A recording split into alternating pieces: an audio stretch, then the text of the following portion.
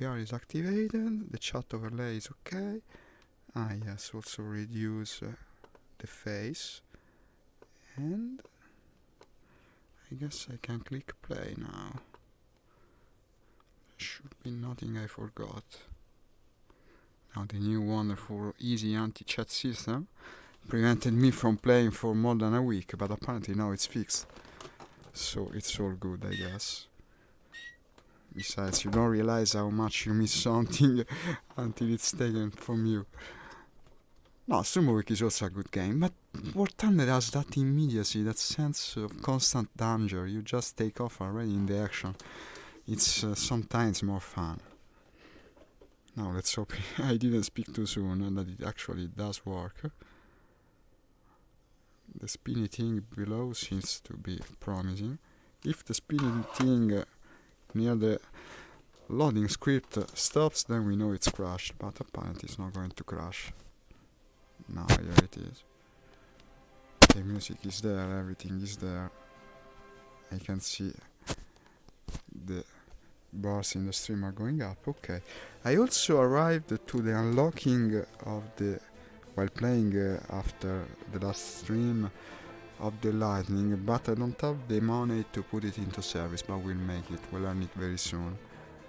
Ah yes, even before I start the mission, one last thing, I had to reselect the controls, because when I go arcade mode, I play with keyboard and mouse. It's much more relaxing, but also less immersive, and this is the configuration I wanted.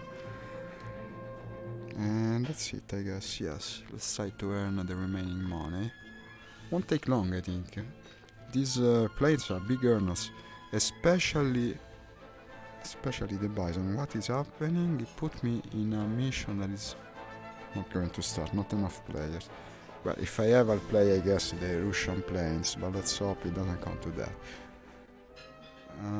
Afghanistan, two players, require vehicles 2.3. This one should be good. Doesn't have... Yeah, it would have the American planes, but doesn't let me join. Operation Midway, what does... Operation Midway, I'd love to play this. Apparently also not selectable. Strange. I don't know why it makes like that. Well, I just utilized matchmaking again. And seems to have worked this time. Where did he put me? This is the usual Afghanistan map, because we all know that the US planes in the 40s were very active above the skies of Kabul. But I guess it will make for an interesting steampunk scenario of sorts. And since he doesn't let me select the higher rated planes, I guess this calls for our trusty Bison to begin the match. Just fill it with fuel. 45 minutes. I never did, by the way. And of course take the universal ammo that makes so much difference. Such a fun plane to use, such a little but fun plane to use. With the strange aiming sight of his and the overpowered engine, really. For a plane so old, it's incredibly powerful, it climbs wonderful, it turns well. It can basically outturn almost anything from the same era. So, and lowering the flat, so it's not even needed to take off, it takes off almost by itself. Of course, it's made for plane carriers. Too bad I never get the plane carriers starting point. What is this? We have very heavy cloud, it seems. I mean mist. Well, it's foggy in any case. Can see almost nothing. That's bound to be interesting.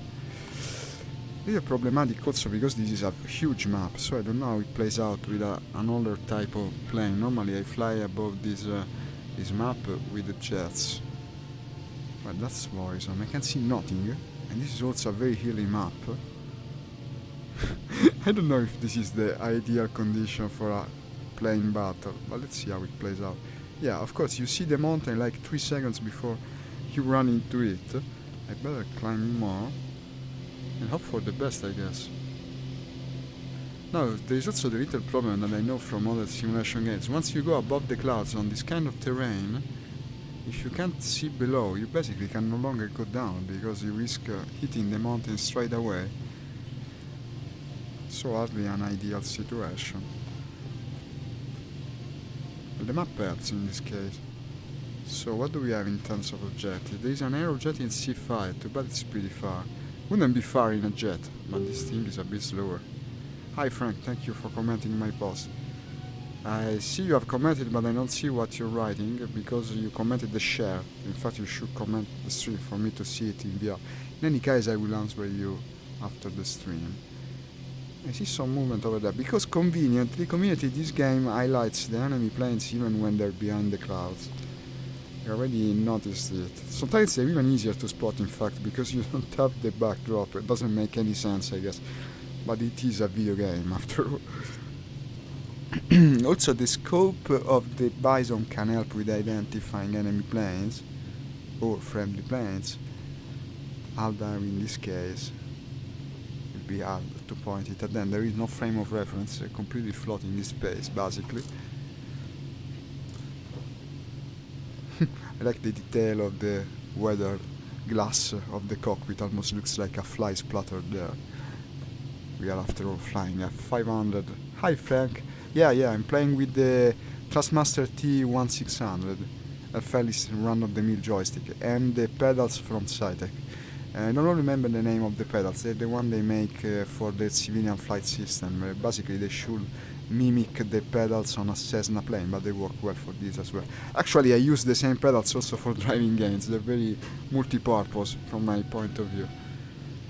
But to enjoy simulation mode for this game, Hotas is a great aid. Well, many people even play without it, but I personally enjoy it a lot. When you're using VR, if you play with mouse and keyboard, it feels a bit silly. It's like you are inside the plane and yet you use the mouse. I can see nothing. Basically, it looks like we're playing Elite Dangerous. We're flying through the star system. What a shitty combat situation. Nothing. There is nothing to see. And here is the mountain, okay. I guess I could count myself lucky. I can now at least see the terrain, and I might even risk running into. It's given a different objective, B5. It's so far from me. No, I don't think this is an advantageous kind of battle. Really? So I guess you made the same choices as me. It's a bit strange, really, because the T600 actually has its own pedals, but mainly due to randomness. When I bought it, they didn't have it on Amazon, so I ended up getting the other pedals. But I'm happy with these. They're very good, in my opinion. A bit more expensive, but surely worth it. Especially, you have to fix them. These kind of pedals move about a bit too easily. Also, you can't just put them against a piece of furniture like you do with driving pedals, because they move a lot more. The pedals for planes go both ahead and sideways, so you're bound to have them moving. So I actually strapped them to my play seat. I can't see nothing. This sucks. I'm changing mission as soon as the sortie ends, however way it ends. This is horrible to look at, I know guys, I'm sorry. I cannot cut it now. I'll at least try to the very end to make some difference in this forsaken place. Here's the mountain. Well, it is exciting in a way. The enemy is not the actual enemy planes. The enemy is the terrain and the weather. Well, these are interesting. Let's increase the power. Radial engine, it cools very easily. Allows for many crazy maneuvers, especially in this not extremely realistic game. These are enemies, I guess. They don't have the labels, so they must be enemies. I can't see nothing, so it's mostly an intuition, but let's hope so. What am I going now? 230.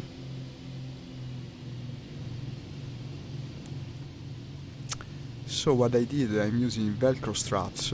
I tied the pedals to the frame of the seat with 2 Velcro straps. Actually, you're supposed to use a single one, but it's not enough for this kind of pedals. And then this is actually a driving seat in theory. Oh, finally I see something. And also I see the enemy. This is in theory a seat made for driving games. So what I did was, while leaving the wheel in center, I strapped the joystick and throttle to monitor supports, basically. Monitor supports made for pole mounts, so I could tighten them to the very tubular frame of the seat, and then I lock them in place with clamps that are made for woodworking basically. That was the great final discovery of the somewhat thrown together setup that yet works so well. And as I was saying also the other day, it's a great improvement from what I had previously, that was basically just to bring the joysticks in place and put them on the desktop, because in this way you have everything ready. You open the seat, this is a seat that folds, you take it to the center of the room, and when you're placed you can easily play whatever you want. Makes for a more satisfying experience. I'm also heading the wrong way now, because I was following these guys. Well, it's not necessarily the wrong way if these are indeed enemies, but it's hard to tell. What are we against? Chinese planes like this morning, and I can clearly see that these are indeed, thanks to the finally it has proven useful, these are legs, I believe. In any case, they're Russian planes, so they must be from the Chinese nation, unless I'm completely wrong, but I don't think so. These are actually enemies, probably controlled by the AI. Yeah, I'm now looking through the scope. That looks like a very Chinese plane, even as a red emblem. It cannot be American, because what plane would it be then? So let's try to catch them. Now I'm overheating a little, I'll have to close the throttle, and I'm almost there. Okay, I'm back to business. I'll try to hit the one to the right since a bit closer. It looks like a sniper scope, and actually very tempting to shoot, but I already know I wouldn't hit from here. No, never mind what I said, I'll go to the leftmost one. Almost there now. Let's try to align. And it's vibrating so much. No, no.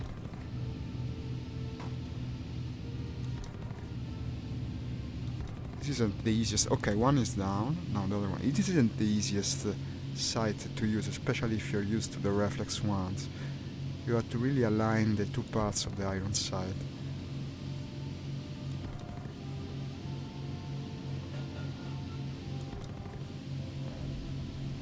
Come on, accelerate more.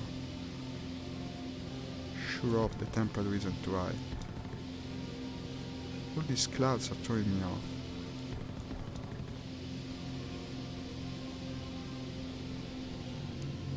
Let's go in for a steep dive. I wonder if I hit him. I lose it for sure. I'm not following because for what I know he could be falling, but I wouldn't know. Now I heard the sound and I ran right into the mountain. This visibility really hurts. Yeah, it was the second kill. I killed them both. Okay. So let's head. Well, I could head for the objective, but since I'm so close to an airfield, I think I'll resupply now. It's worth it. I fired quite a bit to these guys. So I guess if the airfield indeed is here, I shouldn't crash.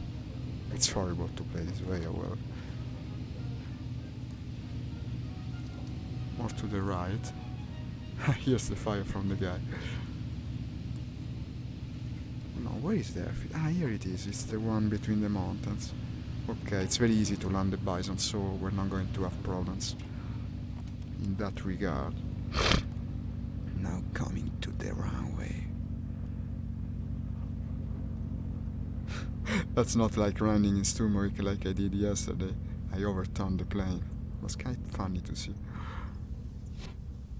Touchdown, a little bounce because of course it never hurts. Brake. And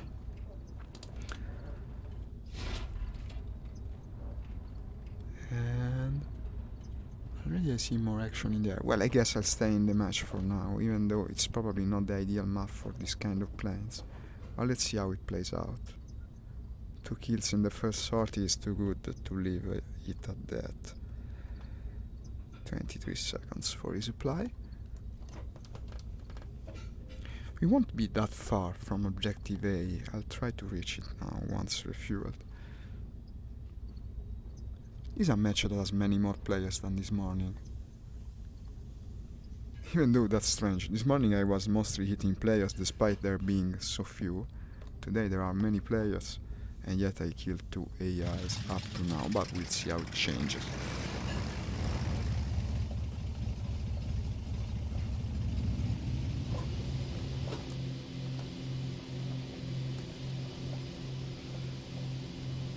I wonder why the airfields have these black smokes always going all the time. I don't believe this has been attacked by the enemy. Maybe it's a signal thing. I guess it would help the real pilots to find their way back home. Look how it goes up by itself. You have to do basically nothing. It's automatic, self-taking off. Has the fog lifted a bit? Maybe. Maybe it does. I'll go straight for the objective this time.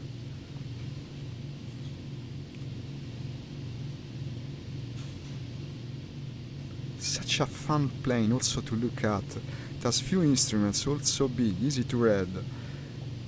The big, what's that, the temperature there in front between your legs. I'd love to be being able to manipulate all the levers like in Star Wars. Unfortunately, this game doesn't have it yet. Yet, and maybe in era. They seem to have a bit abandoned the VR side of things like most developers have. But this will change with time. This is the year, in my opinion, VR will make its breakthrough. We're so close to it. With the tomorrow's release of Onwards, maybe we'll see things start to change, and even more so by March. With Alex, of course. What else could I be speaking about? In any case, I'll probably write for the first reviews, but it's very likely tomorrow I'll be playing Boneworks with you. I absolutely want to get that thing. And I guess it will be interesting to say the least. I'm a bit still somewhat doubtful, I don't know. I've been disappointed so often by made for VR games. Not just because I enjoy simulators so much, but they also seem to be either very short or simple, but judging by the demos they've shown up to now, it appears Boneworks could be the first exception to the rule. In any case, the devices you can employ, the kind of technology it has is incredible. You see these scenes of them manipulating weapons, and the enemies themselves, you can take them, push them around. It's a bit like Blade and Sorcery in that regard. I'm very excited. And now we'll have to take a dive again in this Milky Way of a place completely white. I can see nothing. Looks like an old Chinese painting, or maybe even the movie Avatar. It's quite fascinating in a way, but it doesn't help much with the air-to-air combat. Let's see if these are enemies. They could be. They could be, I guess.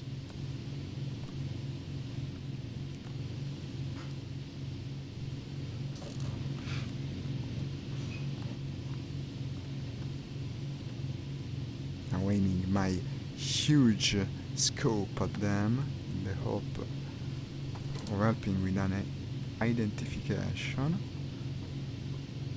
It's not easy, I tell you, to find them in the wall space of the sky. It's very, very much like Elite Dangerous playing like this. You can't see the ground, you aim a telescope at things. What else can we ask for? Hyperspace. Still can't find them. Let's increase the power. Well, I'm in full enemy territory, so I guess it's more likely for them to be enemies. See, the fact they're in couple tells me they're probably AIs. Still, points are points, especially when grinding the lower tiers.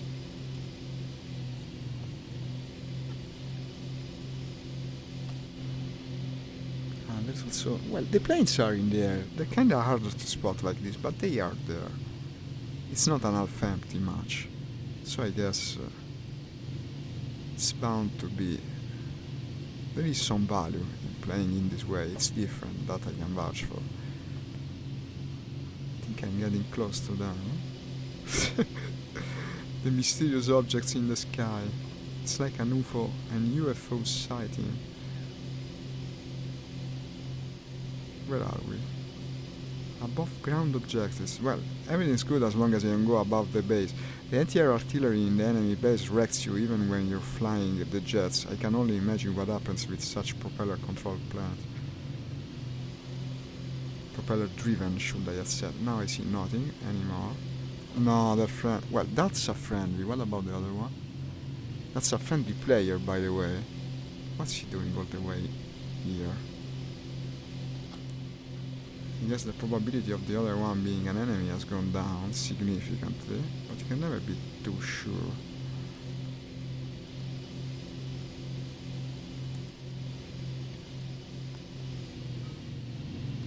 You can almost feel the sounds growing lower and lower. It's flying in the smoke like this, in the mist. It's not so fun. I'll change much after I try and grab that guy. I guess we're almost at the enemy base by now. Not that you can see anything. Here's the mountains. But I could fly low theoretically. They did put the cloud layer above the mountains, so while being risky in a way, it will make for a more interesting sight, I guess.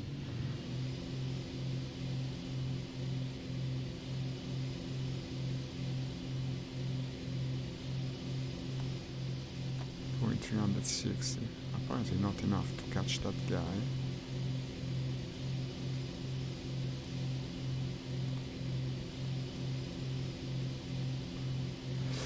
How can you point a scope at him when you have nothing to refer to? It's just white everywhere.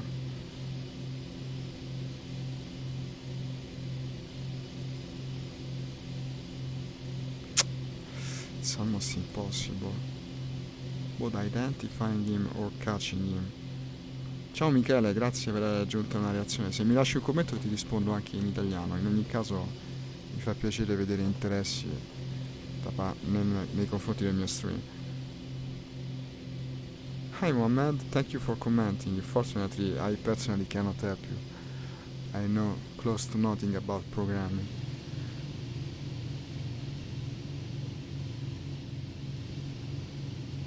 That's the enemy airfield. I'll keep myself at a safe and respectful distance.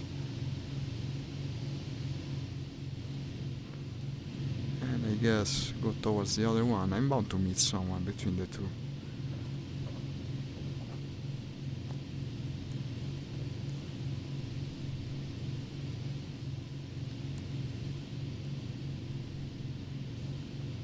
Be careful with this mountain. It's getting fairly close.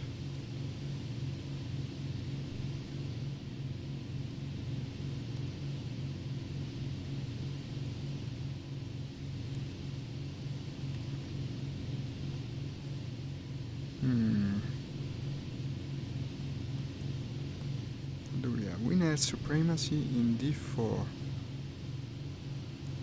D4. Well, it's not that far.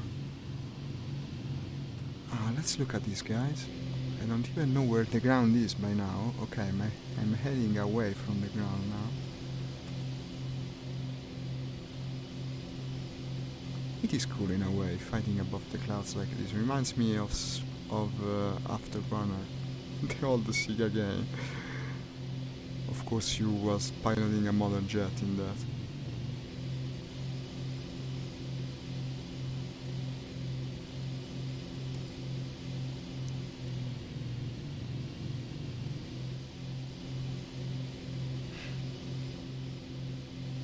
I mean, it feels like an out-of-body experience.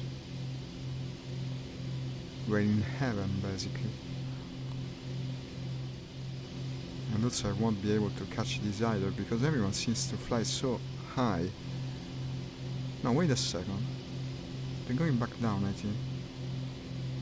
Yes, this could be a chance. I'll tell you what, I'm going to a different match. This is horrible. Now wait a second. Let me see if I can catch them first. I might risk it before I leave it, as they say. Maybe they try and land at the base. Of course they are. What are they doing?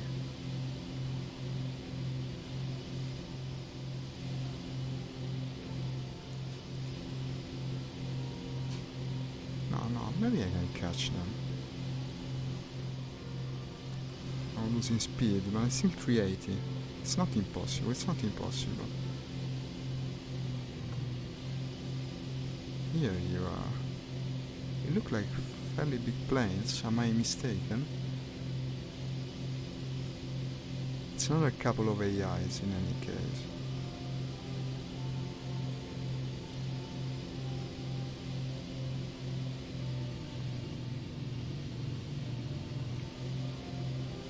I'll anticipate the turn.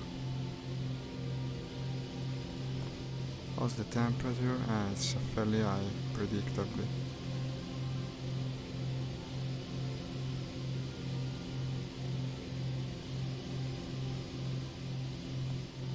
I lower the power just a bit. It's almost in range, a bit more. Come on. Push the engine another bit.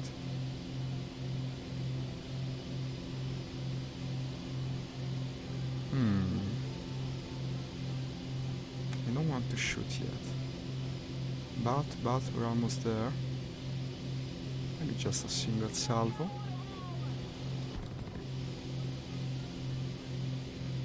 Here comes the other one. What are you doing?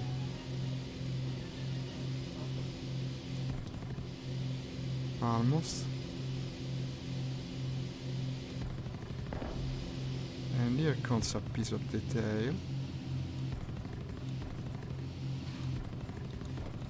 Okay, it's certainly dead. Well, not so certain. I better make myself sure. Cannot fly well anymore in any case. Okay, now he's dead. He completely exploded. Where did the other one go? Where are you? Where are you?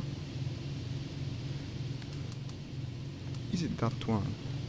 Could be, but no. No, that's the parachute. No, I guess it's that one then.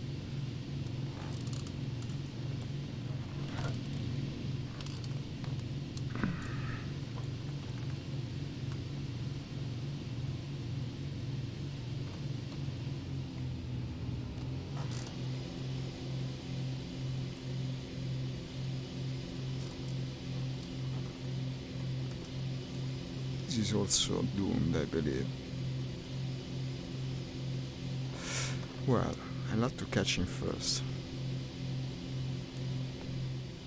Now accelerating, 350.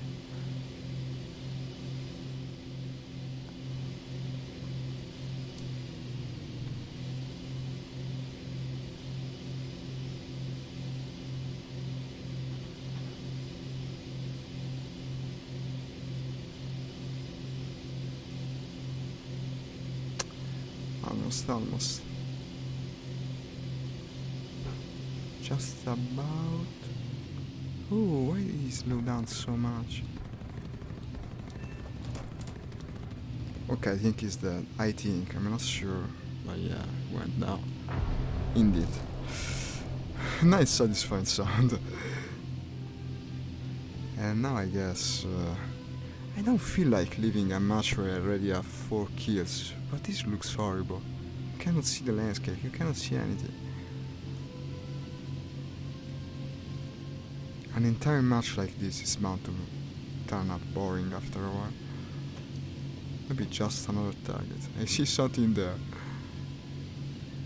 If I keep going from victory to victory, I'll end up giving play here the whole hour.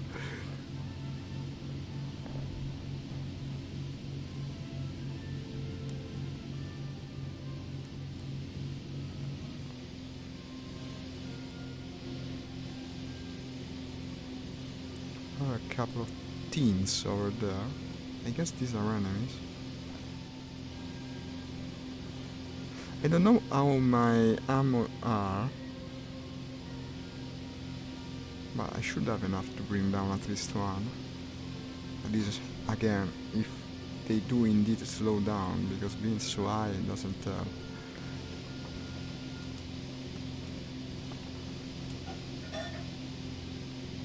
When you're above the strata of fog, it's not bad. It looks good actually. Maybe with the jets it will be more playable. You'll be able to zip above and below. Doesn't really suit as a map this kind of planes. After all, it's set in Kabul. It's supposed to be played at a later stage.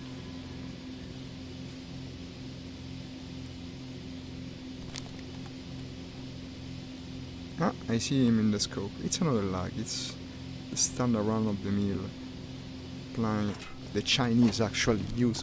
Wait a second, someone is coming from behind. No, maybe I'm flying above the airfield. Yeah, indeed, that's what happened. It's the airfield's anti-air artillery that seemingly somehow managed to shoot me through the fog. Imagine how ridiculous this is. Doesn't make the slightest bit of sense. Try to hit a plane that's flying above the clouds from the ground with weaponry from the 40s. Vabbè, let's not analyze this too much. In any case, could have ruined my chance to catch these guys. But it's all good, because if I die and switching server, we're going to a better map. This is still from the ground? Yes, indeed it is. Even if it doesn't look like it. So not only they can shoot you through the layers of mist, they also fire shots that somehow curve in the air and hit you behind the mountains. Completely wrecked my airframe. But the engine seems to be okay. Well, it's leaking, but it seems to be okay. I'll keep trying to reach them, but no, I don't think I'll make it. It's impossible. It's impossible, so now I would have to try and limp back to base in the hope of meeting someone between the clouds. Now let's switch server. This is utterly, completely boring. This unless I can catch them up. No, I'm not going to catch them up. Return to the hangar. This sucks. Gauging, we didn't like this match. If he asked for a rating like Overwatch does, I'd put him 1 star out of 3. Completely wrong scenario for the plane. Ah, we're also getting Order Avenger. Okay. No. Now let's hope it doesn't betray us again. Or doesn't put me in the same room, rather. And it didn't. Okay, this is over the Ruhr. This is much more interesting. In Germany. Spectator mode is starting now, I guess. And I'll pick the Buffalo again, at least for the first part of the match. This is beginning just now, completely filled with bots. No, 3 people, but they'll come. They usually don't take too long to come in the match. Much more fitting setting, and also the weather's nice, so that helps. Here's this little Spitfire. I wonder if the Spitfire can keep up with me. This thing seems kind of fast. The Spitfire, especially the first version, is a bit slow. What are you doing, man? Flying so low. Actually, thought for a minute he was hitting the trees. Might as well try to enjoy formation flying with a bot. Imagine that. Won't collaborate, that's for sure. He's also flying like at grandma speed. What is he going? 30 km per hour. I should be able to pass him. Unless that is, he keeps accelerating. Never mind what I said. So maybe the Bison is actually not faster than a Spitfire, but it does clean better. Maybe that almost turns almost as well. It's a bit overrated due to propaganda, mostly the Spitfire. Still, it looks so cool. Every plane has its pros and cons, of course. There I see the other friendly planes moving towards the objectives. Look at the chimneys of that city. I imagine these are chimneys, they couldn't be skyscrapers at this time in history. What city is that? I don't know this map very well. Duisburg.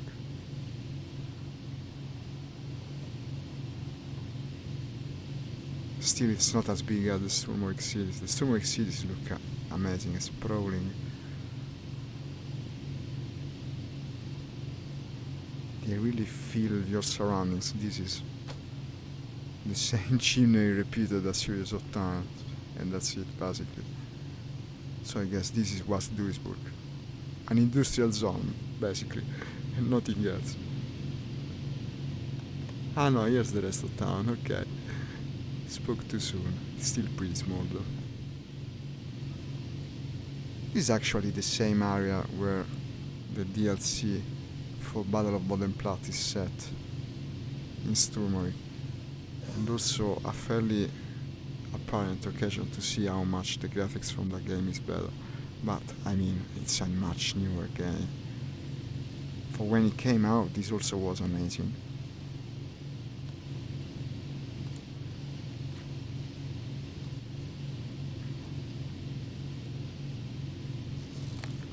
Let's try to employ the binocular thing here, or should I say the scope,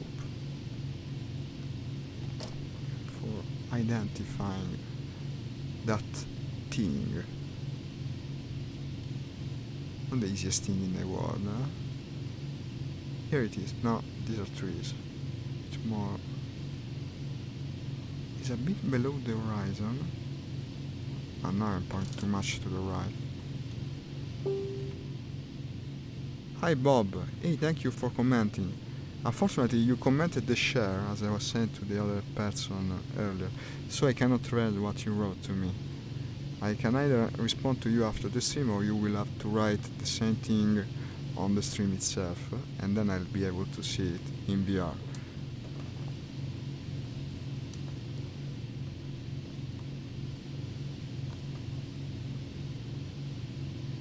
I see 3 potential targets.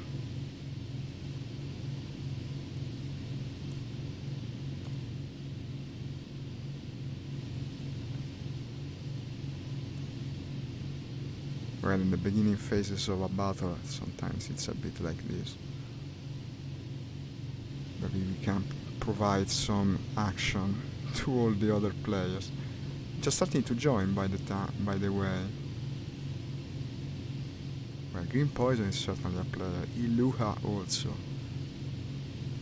No, Volker probably not. There was a Volker also this morning, so unless it's the same guy, it is one of the standard bot names. They join. Meanwhile, we can grind some credits from the bots. I see fire shooting. See them shooting one another, so something must be an enemy over there. Try to take the situation from the right, so to say. He's also giving me an objective.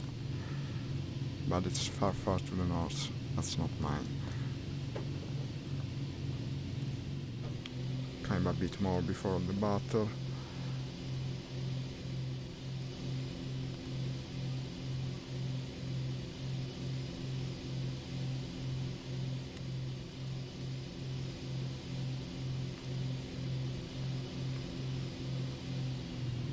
Okay, what do we have here? This one's very vulnerable, so it's an enemy. I don't know why he's going straight upwards that way. Doesn't make any sense. That seems like an enemy to me. It's not an American plane by any stretch of the imagination. Maybe I shouldn't have fired yet. Okay, let's try to accelerate. It's certainly slower than me. A big lumbering thing. Also with rear gunner, unfortunately.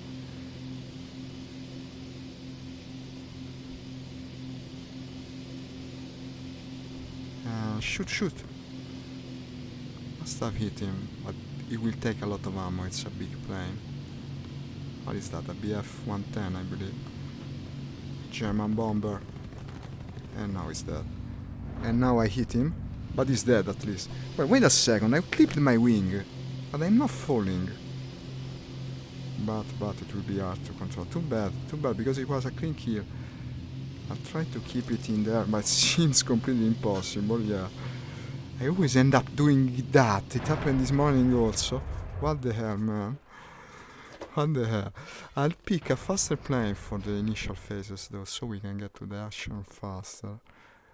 Maybe the Warhawk should fit the bill, I believe.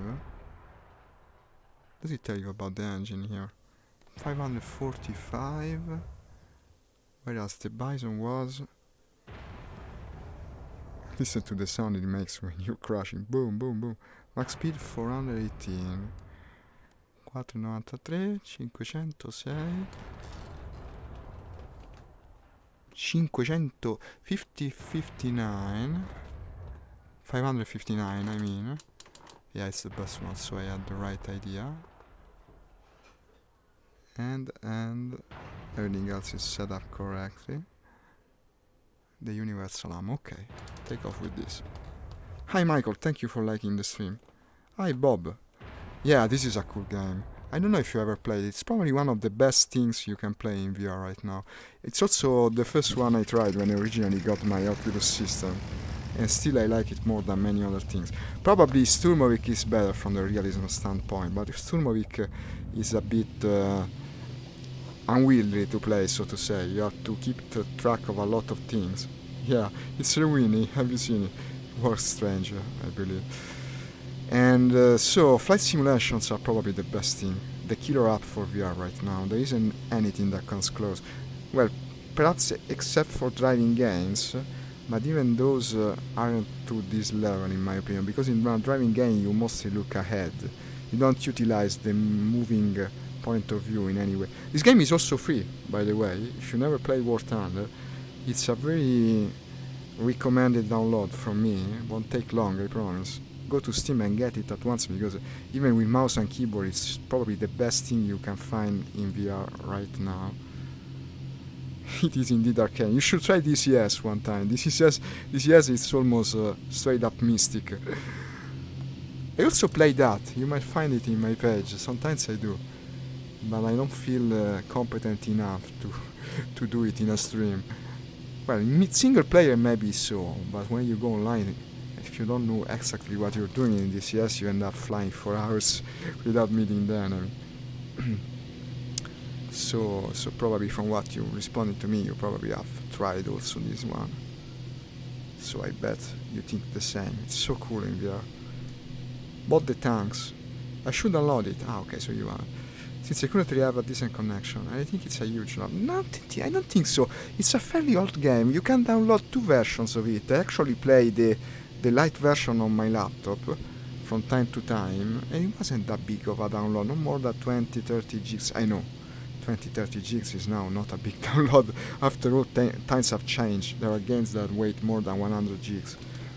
But if your connection is decent, you won't have big problems. It also takes little bandwidth. Imagine that. I often play through my cell phone on the laptop, and it plays great via 4G connection in a place that doesn't even have the perfect reception, yet it plays well. It's a great time to pass. It's a great way to pass the time. Even the simple arcade mode that isn't like this. The arcade mode you just spawn in the middle of battle, and you have an easier flight mode. You just control the plane with your mouse and keyboard, and you turn to the enemy and shoot. And even that is a lot of fun. Yeah, perspective indeed. Everything changes with the time. Also, flight simulation games tend to make you understand that flying 10 kilometers in a modern jet is nothing, whereas with this it's going to take, in any case, some minutes. Now, for people that are not familiar with War Thunder, you may see I'm flying in circle pointlessly. In fact, I'm capturing the objective right now. I'm standing above objective A. This works mostly like I capture the flag, not I capture the flag, I capture the zones. That much game. I mean on the ground, like Call of Duty, so to say, but since you are in a plane, you're actually supposed to fly in circles above the objective for a while. Looks a bit silly, but I suppose it makes sense in the context of the game. You will have to be a bit patient, because it's worth a lot of points, and since we're in the beginning phase, I'd like to stay between the first players, like we did this morning. Too bad, because I started so well in the other match, and yet it looked horrible. So I'll have now to perform as well in this. We're about halfway through the capture. Please bear with me a little. Well, it's also kind of an odd zone, so the enemy could show up eventually. Even if it's AI controlled, it could still make for an interesting... Ah, there's someone shooting the ground there. These are friendly units, so it's probably an enemy ground attack plane. Now that's very tempting. That's very, very tempting, because I normally wouldn't leave the objective, but capturing the objective is so boring. Let's try and get a kill. That's what I tell you. Let's try and get a kill. I did my contribution to the capture. Yeah, these are more than one, I believe. Let me see the objective. Destroy the bombers in D4 Yes, these are indeed the bombers. That's also an objective, so what I'm doing is not completely devoid of logic, and also makes for a more spectacular stream. Let's see how it goes. Well, attacking bombers is also always dangerous, of course, like I've shown earlier, but this is an easier to control plane in some situations. Also more heavily armed. I've got some pretty good kills this morning in the Warhawk. Let's see if I can do the same today. The P400. I was flying a very similar plane in Sturmwick the other day. It's the Area Cobra. Actually thought it was the same thing this morning, but apparently it wasn't, because this one is called the Warhawk, so it cannot be the same. I presume that guy just shot down one of the attack planes, but there is more than one, so yeah, they're already under attack. From Giovanni! Giovanni! That's also friendly. How does it work? Everyone is a friend here. The much famed Typhoon. That's the enemy then, I guess. This is a better aiming sight by miles. With the reflect sights you can do almost whatever you want. Now I'm exposing a bit to his ground shooter. The Hotas is a T1600, the fairly standard run-of-the-mill from Trustmaster. Doesn't cost too much. The world set is slightly above 100 euros. Well, it doesn't cost too much, always in perspective. Some people buy the big ones above 300 euros. This is enough in my opinion. It's by far the best joystick I ever used. Before this I had the entry level from also from Taskmaster. Be careful now, wait a second. Now I don't remember the name. The one that is a single piece that you can take apart. Okay, it's going down. This time it went better. But did I get the kill? Yeah, I did. So, as I was saying, they even make it's named the Warthog. It's incredible. Taskmaster, that is. They make basically it's a reproduction of the actual Hotas from the A10 plane, and it's of course great for flying it in DCS, but not much more in my opinion. It's also bulkier, so harder to put inside a setup like this. Okay, this one was already dead. We might as well take part of the glory. Now 1200. And as I was saying, so in my opinion it's not worth it. Also, my experience with joystick has always been mixed. They tend to break after about a year and a half.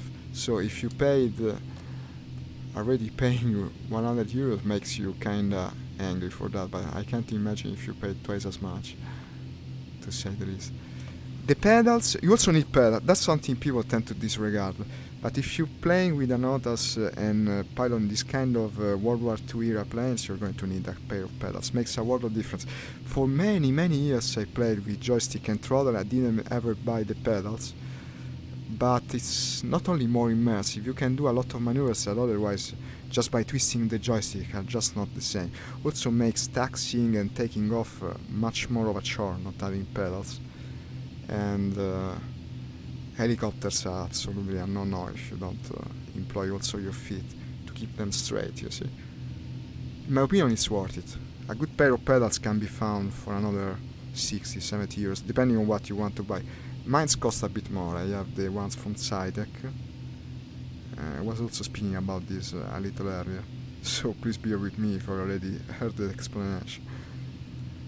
But it's very important in any case. You have to think about it when you start to play simulators that way. This in particular you can also play well with mouse and keyboard.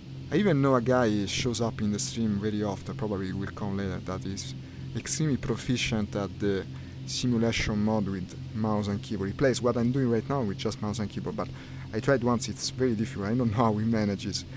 I bet it takes practice.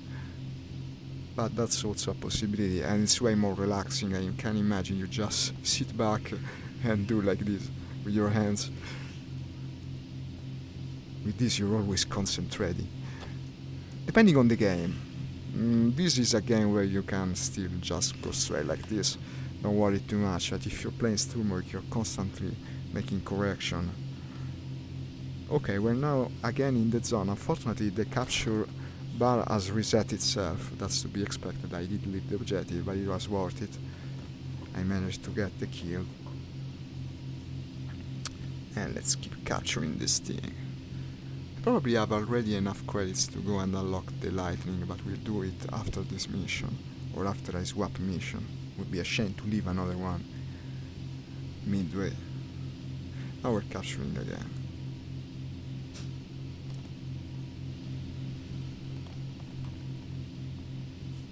Yeah, this is basically the same scenery that we had in yesterday's Storm Extreme, so you can clearly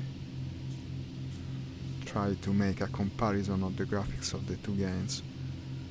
We're also not a maximum detail, mind you. And of course Sturmwick didn't run as well. Now we're full 90 frames per second, as you can see from SPS VR here in the corner of my field of view, so it's very good. We're actually not reprojecting almost anything.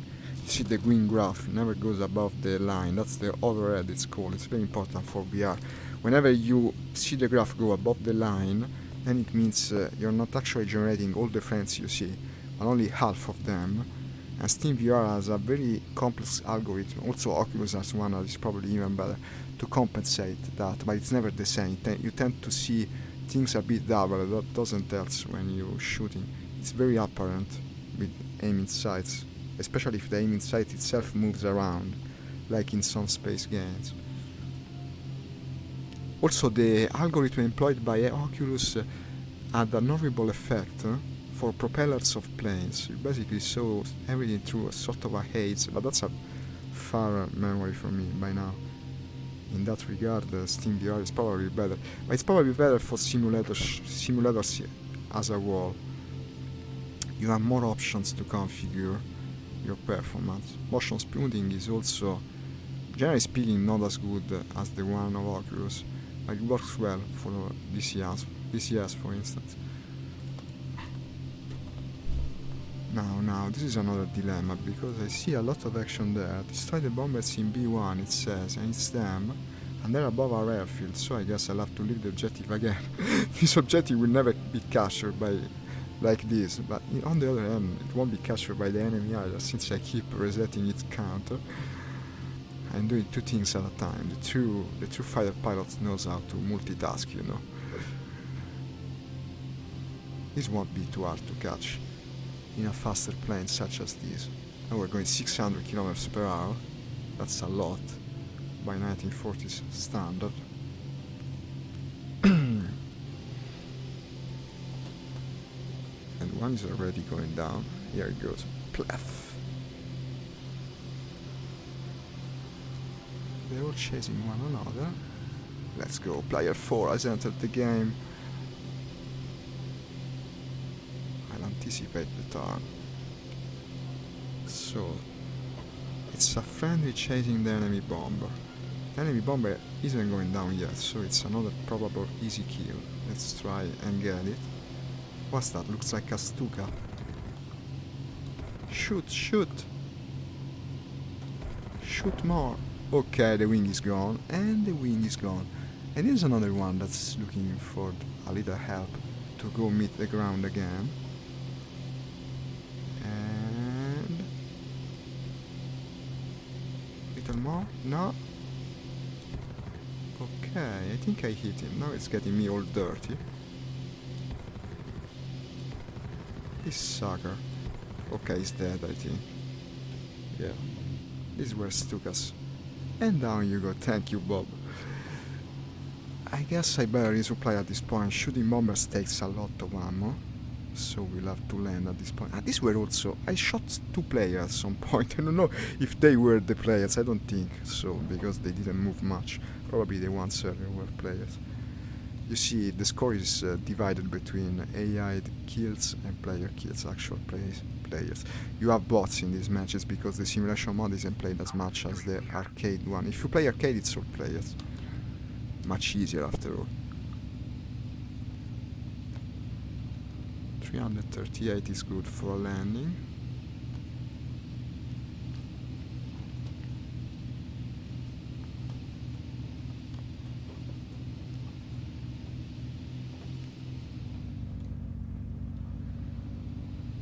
Let's lower the gear.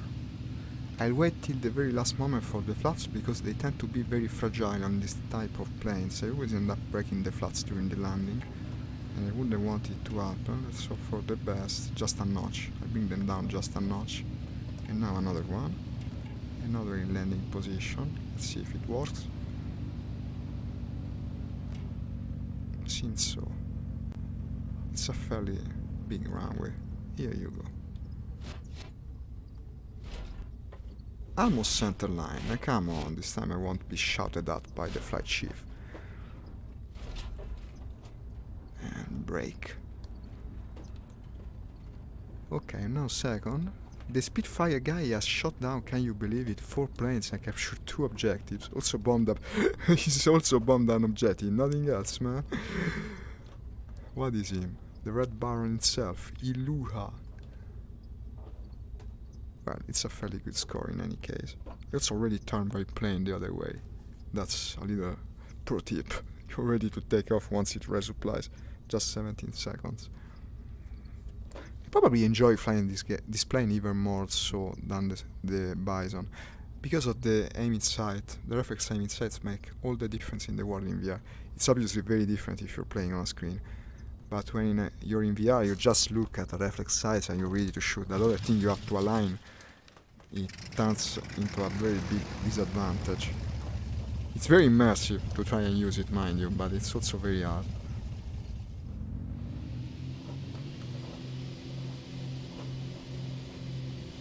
And taking off again.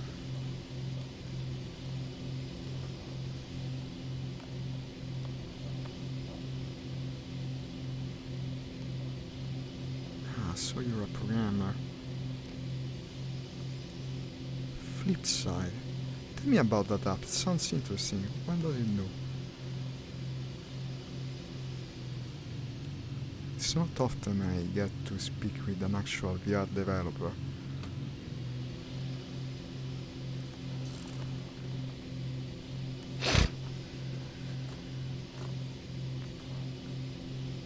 Let's see if he's still in the stream to answer you. That's also interesting data for me. I don't know about the user retention of the stream, how long they actually stay and watch if I end up boring them. I should have got it from the name, yeah. It's like a flip book. Little animated movies. I'll have to look for it. In what storefront can I find it? Or maybe it's on your own website.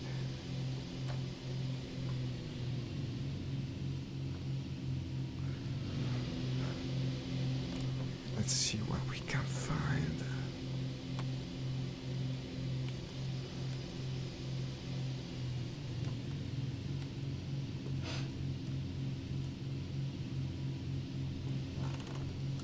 Do we have even a single objective? Not at the moment, okay. I also lack bombs, so I cannot attack the enemy convoy. Well, I could strafe it. Where is it? Very far, it's not worth it. Flying above Duisburg again. No, it's another town, doesn't have a name, unfortunately.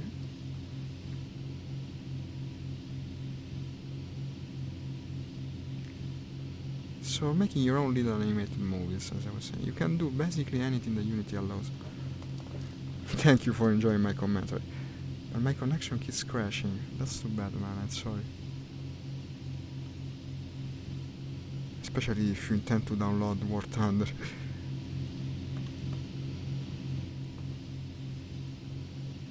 That's something that could be an enemy. Let's go and check it out. There's supremacy in this fire. I know the struggle in any case. The other day I was in this other place where I usually play with the 4G connection. I don't know what they were doing, but kept resetting itself like every 5 minutes. It was extremely annoying because when it worked perfectly well, but you could basically not play online. And it's very, very annoying when it happens. Even made for me very hard to upload my blog in the morning. I tend to blog every day, so when that happens, it's always annoying to me. Here's the Spitfire. It's Ilua, the star player of the match. We might try and follow him. Maybe he will bring us good luck. Why does he fly always so low? Maybe it's a special technique for aces pilots. It seems advantageous for Spitfires in any case because that plane has such horizontal maneuverability.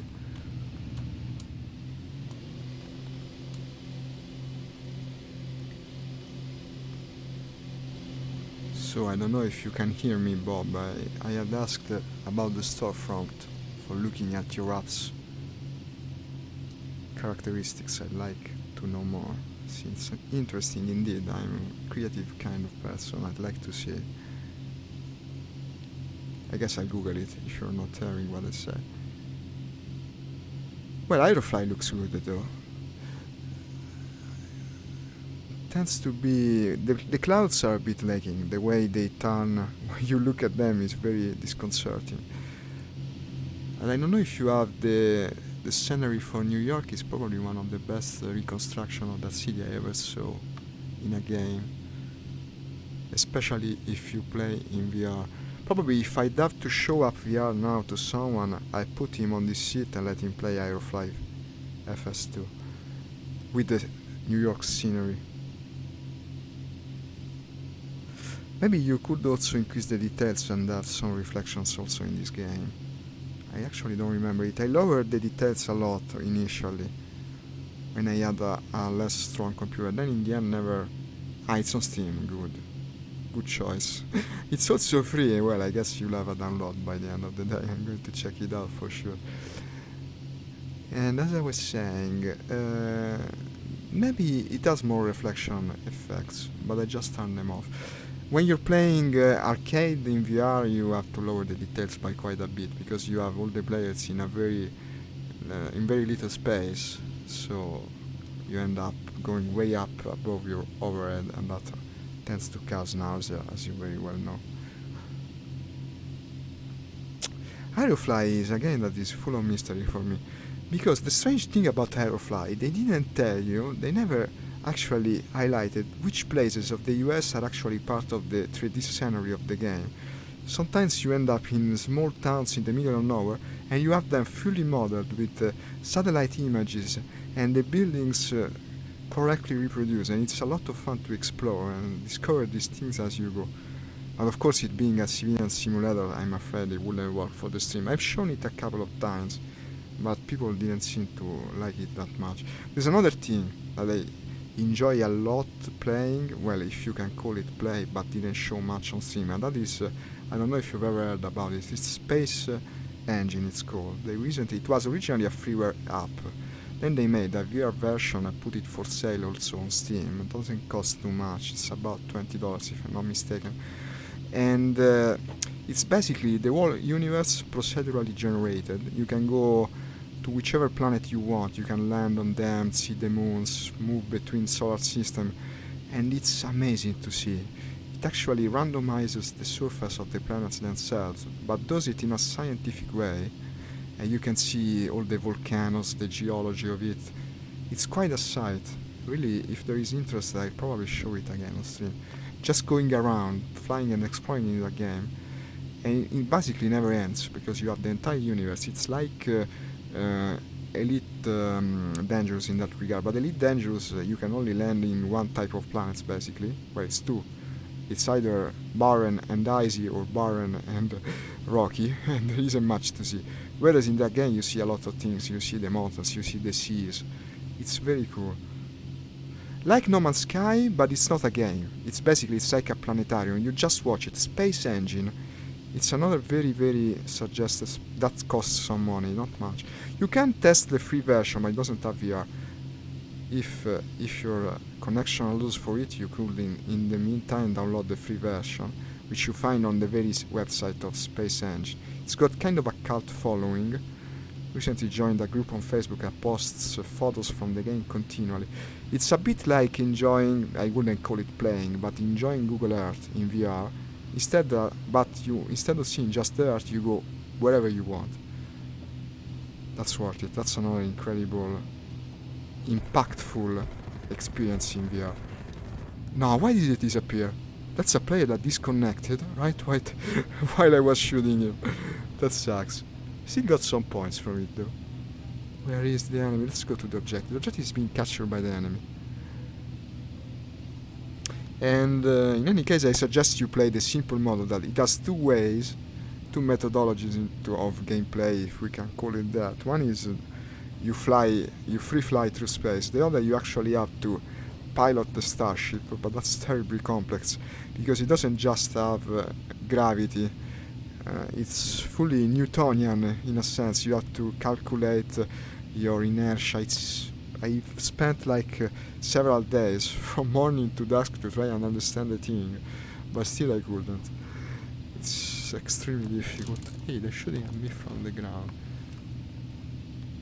I'm also leaking fuel now. Ah, that's bad. They hit me, I guess, from the ground. I'm not going to base now. I'll also be more inviting for the enemies, so maybe they'll come and join me for some fun. Let's see how it goes.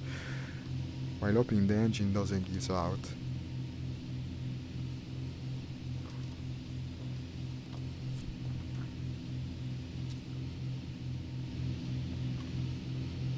That's a potential enemy, I guess, flying above the industrial area from before.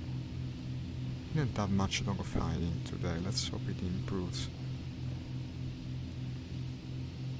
Now I'm overheating, of course, because I'm leaking both oil and water. The engine is eventually going to shut off. But until it does, we might as well try to get us a kill. Yeah, at least it is. And I don't know if it was here in the first part of the stream, it looked horrible. It was in a map completely misty, you could see nothing. Well, not misty, it was straight up fog. Let's try and overstress the engine one last time. Don't betray me, my trusty Warhawk. Ah, he's not dead yet. Same type of bomber from before. And I guess the fighter's job ideally would be to intercept bombers, but we would still enjoy a dogfight or two. If we can find the enemy, here he is. I can still find him. And let's get him for a second pass. Oh, I wish I had rockets on this thing.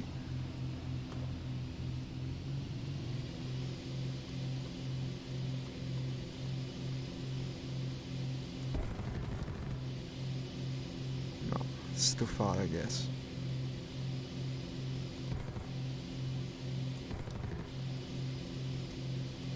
Can't go anywhere. No, the only problem is its rear gun. It doesn't seem to be too dangerous. Come on! Okay, I got him. I also broke my plane again, but I got the kill, so that's good. Also, we would have had to go back to base, so it's even better. Ah, let's pick the Corsair. Let's try it again. I didn't perform very well with it this morning, but it's such an iconic and cool looking plane. I cannot resist the allure. It's the one with the wings going this way, like the ghoul wing shaped, they named, I guess. So it can fit better on a plane carrier's deck. Not that we have plane carriers in the middle of Germany, so it probably wouldn't have been fielded here. But it's a fairly strong high altitude fighter, which means that actually this climbs very well because of the big wings, I guess. And it's supposed to go and attack the enemy from above. Let's see if we can manage. Now, of course, it's not upgraded. I recently unlocked it in the game, so it won't have the best engine. But the weapons are already, they pack quite a punch, so probably we'll be able to get a kill at least. And now 2700. The guy with the Spitfire's gone playing somewhere else. So now I'm actually the only human player in my team. No, there is another one. V-54K. My dad used to train flyers in World War II. No, really, that's cool, man. Use the Tiger mod. Let's say they are a Tiger mod. They had a water injection system for emergency power. What's a Tiger mod? I don't know about it. It's probably the nickname of a plane. I've never heard it. I don't know the American planes very well. I mostly know planes through video games, and I always end up playing either the Italians or the Russians. I don't know why. It's kind of a trend from me. So I'm starting to know the American planes only recently. I'm finding out how much fun they are to fly, at least in a game. So you'll have to tell me what the Tiger mod is. Never heard. It's kind of a cool name. There are some mods that are shaped just like planes. I remember also an ongoing discussions about some figurines, I believe from South America, that were made by ancient civilizations, and they had all these strange shapes that people said that well, some people were insisting it would have been necessarily had to be alien spaceships. While the truth is that the aerodynamics is aerodynamics, and it's true for animals just as much as it is for planes. There are some mods that look a lot like planes, as I guess the DH-82 Havilland does, or maybe not. It's a British biplane designed by Geoffrey de Havilland and built by the Havilland Aircraft Company. It was operated by the Royal Air Force and many other operators as a primary trainer aircraft. I like to look into that. Maybe you don't know about it because you came just today, but I often Google the stuff I see in these games. So after this sortie, I go and look it up. It's too bad we really don't have a good World War One game at the moment. Altaug, the company that makes Sturmovik, is working on one. Actually, it's just released on Steam. It's sold as a sort of a DLC for Sturmovik, where you have the World War One planes, but I don't think it has a career or campaign. You just fly them above the map in multiplayer, so I haven't bought it yet. They're also quite expensive with their models, so you tend to not take risks. But if they eventually put it out of early access, I bet it will have that plane, almost surely. Here is an enemy. Wait, I'll continue in a while. Let me see if I can get that guy. So we're against Germany only, so it has to be a BF, I guess. We have a slower fire rate on these guns. This is a player, I believe. When they fly like this, they're players. I have way more energy than him. I should be able to put myself behind, but it sounds better. That's to be expected. This is a lumbering, huge plane, for its role at least. But here you are, man. Finally we're in a dogfight. Let's see if I can win this. Took its damn time. No. He's no longer evading me. Did your phone ring or something? Come on. Why can't I hit him? I guess my gun convergence is set farther than he is. Oh, the worst part of it is probably going to crash into the ground without me scoring the points. Let's hope he doesn't.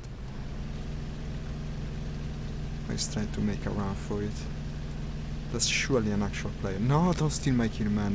Don't do it. Do not dare shoot him before me. He's Wenzel, so he's just a bot. Okay, he won't chase him too much. Did I hit him? No, not yet. And here you go, man. So what did I just kill? It's a BF-109. The A version, fairly outdated. Hi Nix, hey, welcome back, welcome. We was having a real nice chat with Bobby here about the older planes of World War One. I bet you know it. You have such outstanding culture about the aircraft life, so to say. So you have the tough life and the aircraft life, and we live it, man. We do. So it's nice having you back. As you see, I've had so much fun with the American planes this morning that I actually decided to continue with War Thunder. And it's been... No, I was just saying, it's been a mostly good match up to now, but now I of course died.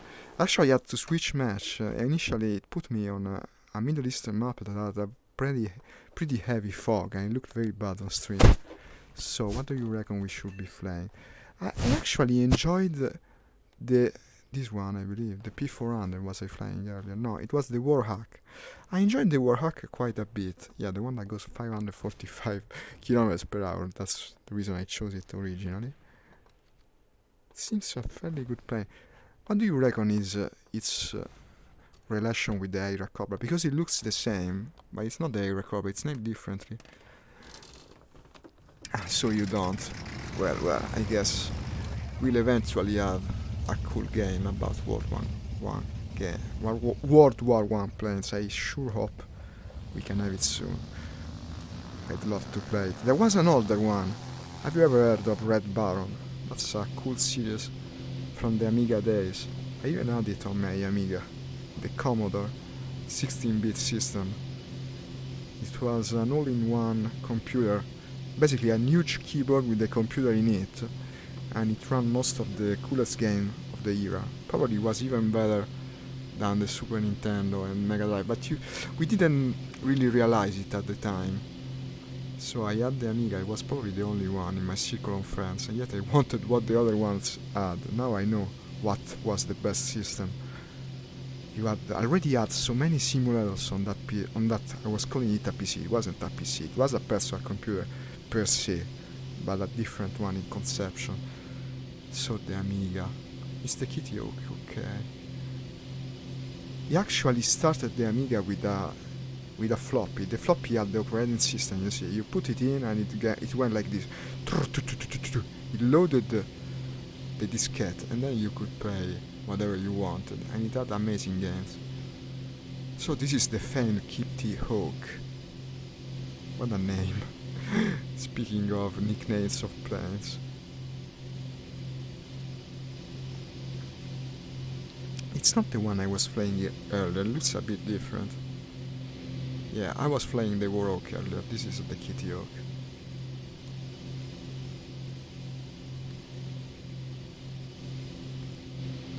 What do we have in the sky? Destroy the enemy surveillance aircraft, D3. And I could get to D3. It's not too far.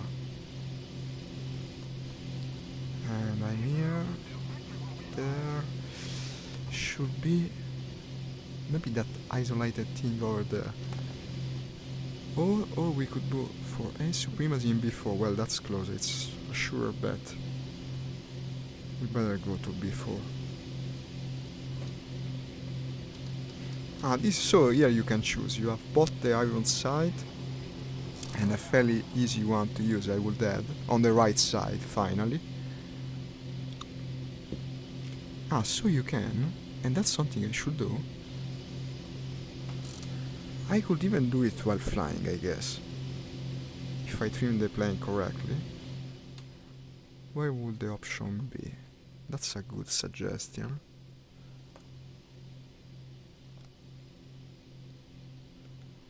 Show piloting cockpit, air battle setting, crosshair. Indicated high speed shoe laning. We're still flying well, okay.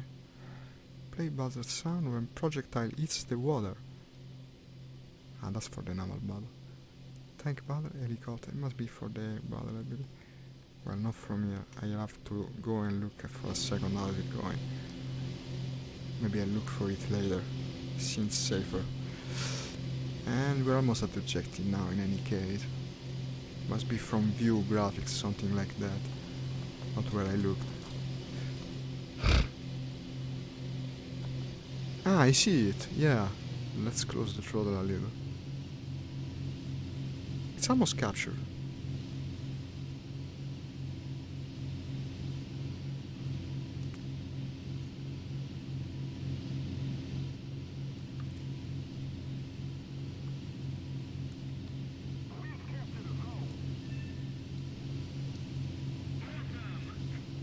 Nice, that's 3 points for me.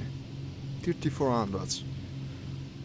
I need money. I want to buy the lightning that now I finally have unlocked. I sure hope I don't end up disappointed with that plane. Do I carry bombs? Yeah, 2 bombs. Oh, I see the enemy. And I see another enemy. Or rather, he has seen me. So it's 2 on 1, that's not good. Hey, this beast turns very well. Look at this. It's not escaping. Is that another BF? It sure looks like one. But did they damage? Nothing apparently. But nothing important. Finally we're dogfighting.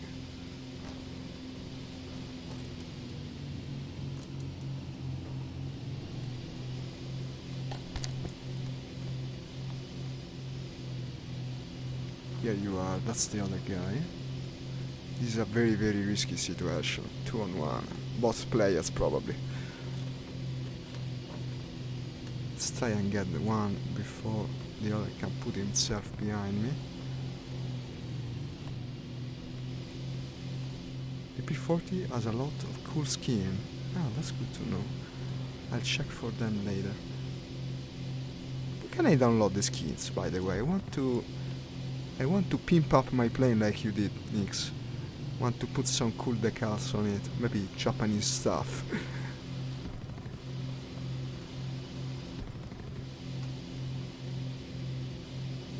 It will look out of place on an American plane, but I guess that's also postmodernism. Like taping a banana to a wall, basically, and then eating it in front of the wall. Come on. Did I hit him? Indeed I hit him. Bye, man. Kiss the shits for me. Was it a player? No. A BF-109E in any case. The BF look all the same. Now where's the other one? Apparently he's got his hands full, and that's good because otherwise he would have got me. Ah yes, to unlock in-game. Yeah, right. I only recently discovered you can unlock the skins in-game. I probably unlocked quite a bit of them for the Russian planes, yet I never set them up. I'll have to go and check.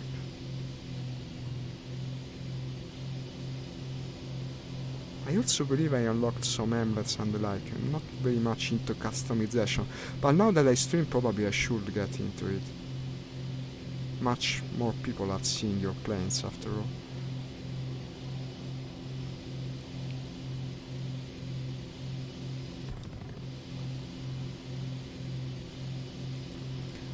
Let's try and get the enemy.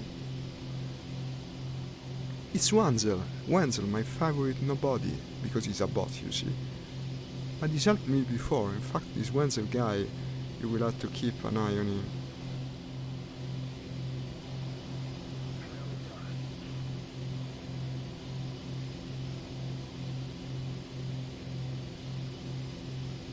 What do you say? Should we start? Ah, it's difficult at this distance and angle. Plus I already shot quite a bit, I wouldn't want to waste too much ammo. Yeah, like this.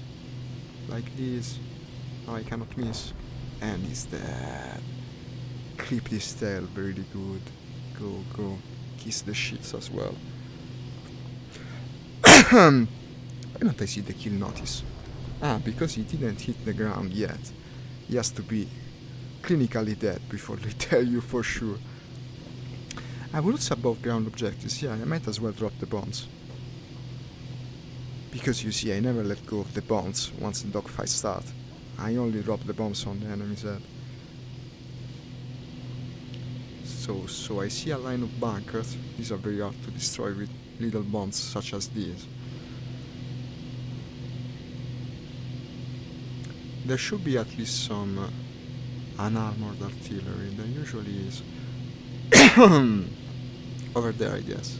I see tracers without a bunker, so it must be there. It's kinda harder to spot.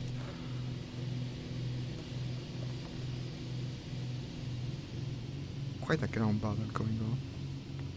I can see no targets, I only see the shots. I'm a bit cheating, you see, my head is out of the cockpit. But I'm intangible like that, because I'm a VR ghost. Now I can see nothing. These are tanks, okay. Tanks are 50-50 chance, I guess, with a couple of small bombs. You could destroy a tank if you're lucky. But we're also above the friendly units now, so these are probably friendly tanks.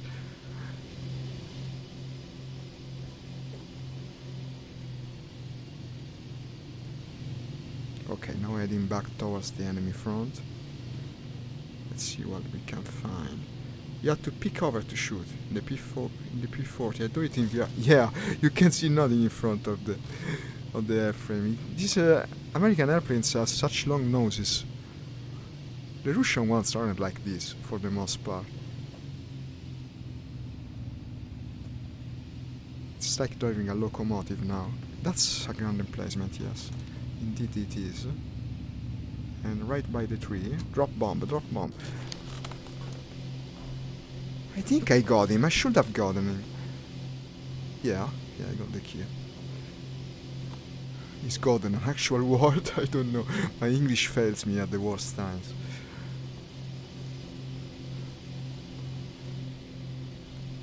Combat flats. Ah yeah, I always forgot about the combat flats mix. Unfortunately, when you tell me about the combat flats, is the moment I'm looking through the scope, so I cannot read your advice. I tend to never open the flats, because when I open the flats they always break. I don't know why. Maybe I did it in the wrong planes. Some Russian planes are like that. They only have a landing configuration for flats, as you well know. Actually, I believe you discovered it that day we played together. Yes, Giovanni. Is it Giorno Giovanni, I wonder? Must be the work of his stand. Such naming conventions. When you're flying the much esteemed British bomber Wellington.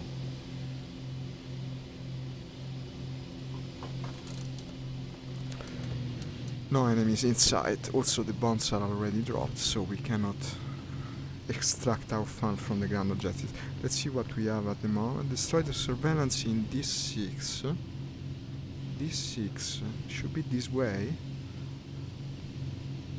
It's there. I'm heading already for him. Let's try and grab the surveillance plane. I don't know how much ammo I have left. But if I can hit the engines, I guess. Also maybe we'll encounter stuff along the way, like these things there.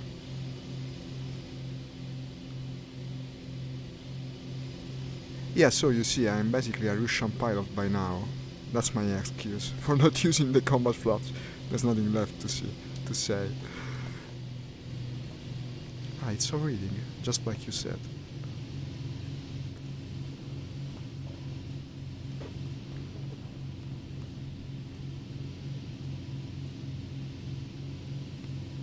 These are ground attack planes doing the run, I guess. Above friendly units. So why didn't I see the objective? Destroy the enemy. Cover the bomb. Protect. I don't know. These are ground attack planes. Cover the bombers in C4. No, okay, it's bombers. It's bombers I have to cover, despite them appearing to be bombing our friendly units. But that is also war. Maybe they received wrong intelligence from the enemy. But I'll have to protect them nonetheless. It's my duty.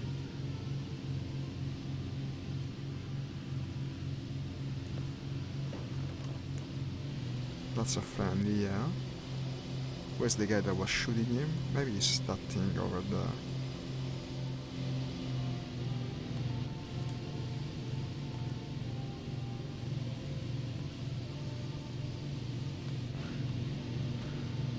I see no one. They've all gone away. Let's keep heading for that group of planes. Also, I'm still somewhat en route for the surveillance aircraft, I guess. T7. Well, but it's going away. It's the one alone up there, I believe. Okay, there's fighting going on. They'll probably lose altitude very soon and come into range. Also, the third one is joining the fun. I guess it's two players currently going for the surveillance aircraft. Let's see if I can grab the kill from them. Bit of a scammy behavior, but credits are credits. No, it's the Wellington from before. No, it's not a Wellington, but in any case it's a friendly under fire and we'll have to help him. Not that he needs it, he cut that thing in half. There's another one, and that's Wenzel. Trusty old Wenzel. Trying to save his butt. But he didn't need it. Because the Wellington is so well armed in the rear. The surveillance aircraft has got away. Cover the bombers in C4. Destroy the convoy in B6. The convoy is actually reachable. Unfortunately, I already dropped my bombs. 500 points. 500,000 points. Not bad. 1500, I should have said. Well. Is the parachute from the shot guy. Let's go back towards the ground battle, I guess. But thing is that I don't have full ammo at the moment, so depending on the situation I might find myself dry, especially if I go against bombers. Win Air Supremacy in F3. That's reachable, I guess.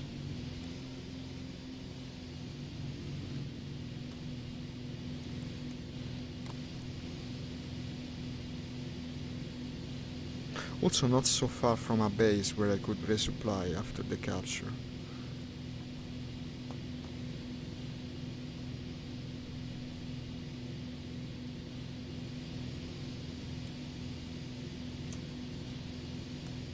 If I had autopilot I could try to optimize our times and go read something about this plane, but I'm not so sure about doing it in War Thunder. Even if you trim it alright, like so, it's going to move a bit eventually. Not completely hands off, but it is stable. Attack the A point, he says. Yeah, of course we're attacking the A point. I'm also overeating bad, just like Nix said. I'll have to close the throttle a bit. I'm not damaged yet. Well, good thing I noticed in time.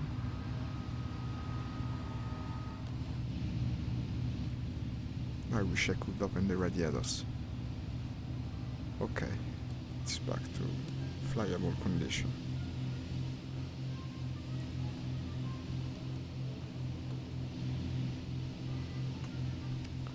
Bam, ba, ba, ba, bam.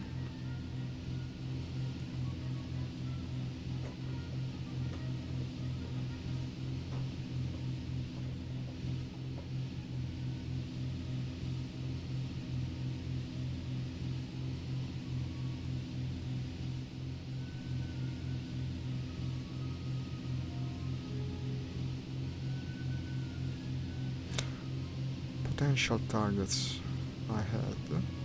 1 and 2. I'll go for the lower one first. That's indeed an enemy, another BF. He doesn't seem to have noticed me, strangely enough. I'll have to position myself correctly. Won't be the easiest thing from this angle.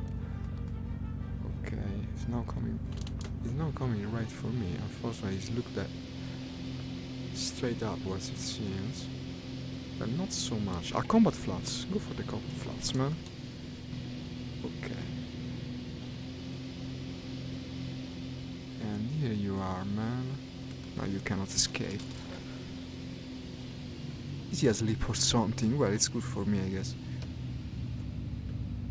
Oh, maybe it's a engine problem. Look how low he flies.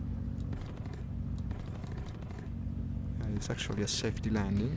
Well, it's not going to work, I guess. Will I get the kill? I wonder. Actually, he was doing a crash landing at the time. Yeah. Completely ruthless from me. I hope I don't get insulted in chat. Maybe I would deserve it.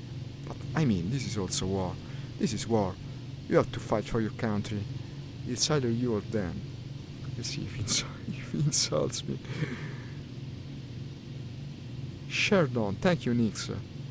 Thank you for sharing my stream again on the War Thunder group, yeah.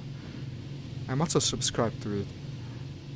I didn't share on it because, as you know, sometimes I have problems launching the game, so I wanted to see if it ran well before doing it. But of course, sharing while the stream is still going is much better.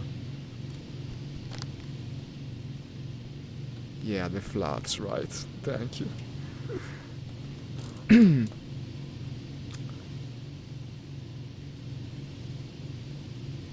It's an inline engine, I can see, so that's the reason it overheats so badly.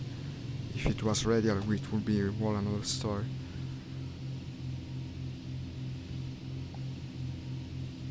I like the way the exhaust is angled backward like this, so it can help with the horsepower of the plane. Yeah, the base is over there, by the way. Got a bit sidetracked in a quite literal sense. I'll go and resupply now. I want 2 bombs, first of all, and then also I need ammo. I shot down too much stuff. Now standing at 9 kills. 7 of which are players, that's not bad. 15,600 points.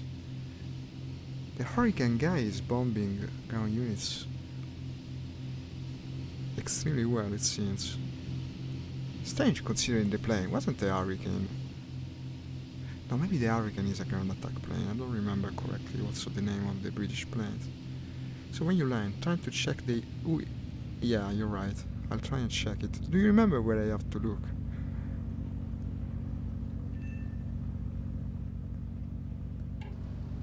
Lowering the flaps now. You see, that's what I use to utilize the flaps only as a Russian player to land. That's the job in my mind.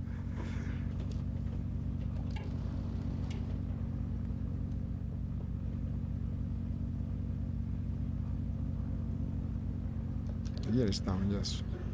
Okay, the gear was down. Oh, you're going back. It's descending a bit too much. Okay, yes, the runway. A bit of a hard landing, but he can take it. Okay, epic music for the landing. Okay, I'll go and check it. What do you say? Should I keep this plane or switch it? Maybe we could go back to the Buffalo. I'll take requests at this point while I go and check the setting. It will take in any case 23 seconds to resupply. Let's make it quick. Option, probably it's... No, I wouldn't put it under graphics. Maybe main, battle interface. Safe area in hand, player nameplate style, strobe of early nameplates, few indication, ammo indication, simulator battle difficulties, it's the one I bet.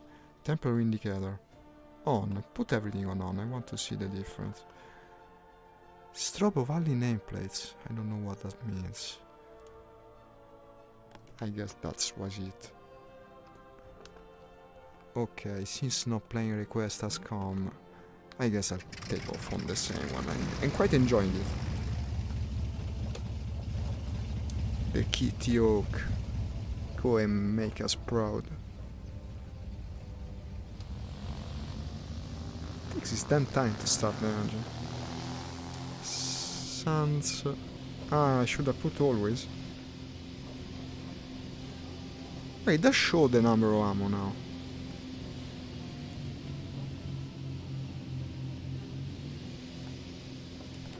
Yeah, I can read now how much ammo I have left. So the temperature is always shown, not only when you go above the limit.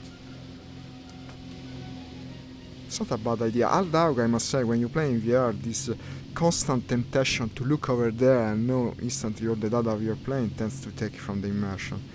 But the alternative, after all, is having to... Yeah, it looks very cool. The alternative is to learn all the instruments for each plane. This game having so many different planes. It's quite an endeavor, really. It's working, yeah, indeed. That's what we wanted, I guess. Let's go towards the A objective once more. 5,600. Still first player in match. By quite a bit. No one else seems to be doing his best currently, at least that's what it seems. Objective. You just have to keep an eye on the temperature. I guess I might as well try and understand where the temperature is here. It says 100 degrees, so that's the water, I guess, the instrument on the top right. Injection, it says. Manifold pressure. That's the pressure. Yeah, of course it is. What is the oil temperature? Maybe you're meant to infer it. Hi Shane. Yeah, it's the index. About the chat overlay, this is a program that is named. Wait a second. I don't remember. Wait, I'll go and see. Let me trim the airplane. It will take just a minute. I'll open the desktop. The name of the app is... ah, yeah, right, now I see the icon, I remember. It's OVR Drop. You buy it on Steam, costs almost nothing, and in my opinion it's very worth it. You can use it for many purposes, not just putting the chat overlay like this. Some people, for instance, watch their favorite channels from Twitch or the like. You could watch my channel in it while you're playing War Thunder, as an example. In any case, it's a very, very good recommended purchase. It was kind of works like the one that the Oculus has by default. Now I don't remember the name. At least when it does work correctly. Wait a second, I see a target. Eventually it stopped working correctly for me, just before I left the Oculus for this. Whereas OVR Drop hasn't betrayed me yet. That's a player and is going very fast currently, so it's bound to be dangerous. But look how this plane turns. What do you think that is? I don't know about the plane, that's not a BF in any case. Doesn't look very German to my eye, but we are only against Germany, so it has to be. The red engine call is really strange for a German plane. It's neither a Focke-Wulf, unless it's a newer variant, I guess. Probably it's a premium, it's got to be a premium plane. But the Focke-Wulf doesn't have the wings with such a shade, so I don't know that thing, I don't know what it is. It's very angry currently at me in any case. And apparently he's also having the best of me, which sucks because it seems such an interesting opponent, and yet he's already won. What the hell was that thing, Nix? What the hell was it? I bet it was a premium plane. Now I guess we'll change our aircraft. So it was a Henkel, an Henkel 112. I don't know nothing about that plane. Let's pick something different. Shall we go back to the Buffalo? But now the Buffalo seems so low rating in terms of battle rank. But I have a soft spot for it. Besides, I'm not going to fly this one again. It sounds like a fishing boat, like Nick's helpfully said. I want to fly the Buffalo some more. The funky, bizarre plane with the scope on it. What a strange thing. But the flight characteristics of this thing are so much above its rating. It feels like cheating, really. When you go against planes of the same rating, it's twice as good. Just like Nick said, as always.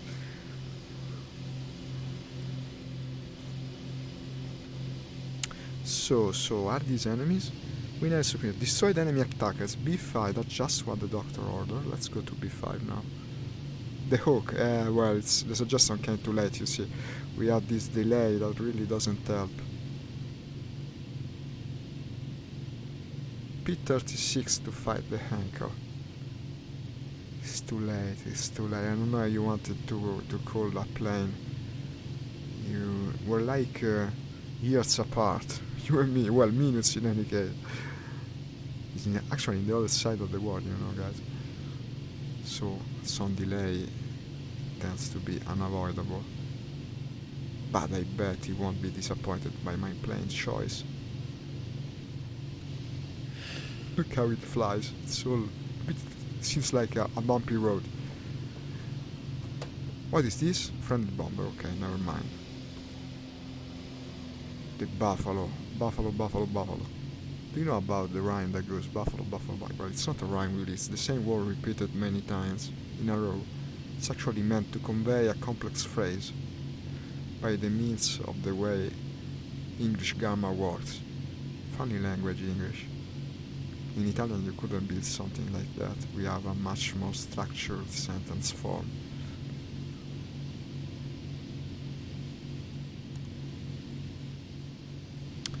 And here is the big indeed battle, where hopefully we'll be able to destroy something. Why does it go like this? Probably as tight as a Spitfire. Yeah, I noticed indeed. Would have been an interesting challenge to fight that in a Spitfire. But you know, I have to say again, I don't know much about that plane. It's probably the German fighter I know the least about. I'll have to go and Google it later.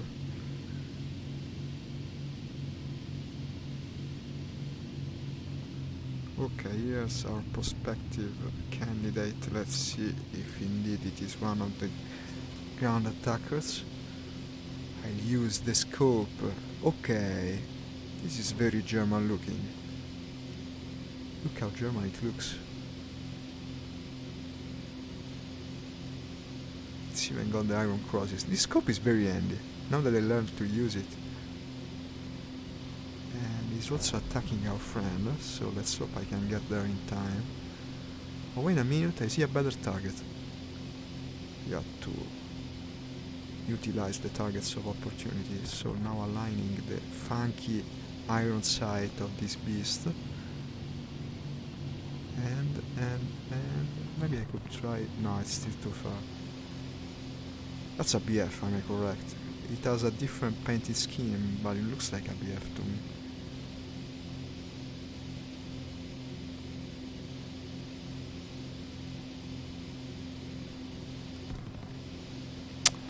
I have to get a bit closer.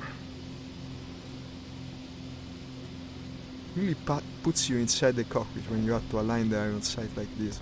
Very immersive, but also way harder to do, unfortunately.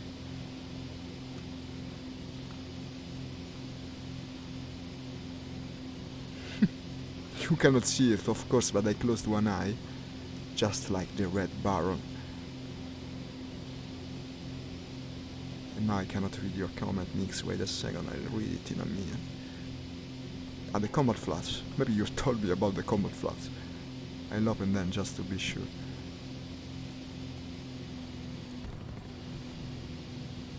He's faster, that guy. I hit him. Yeah, I hit him a bit. Maybe lose speed now.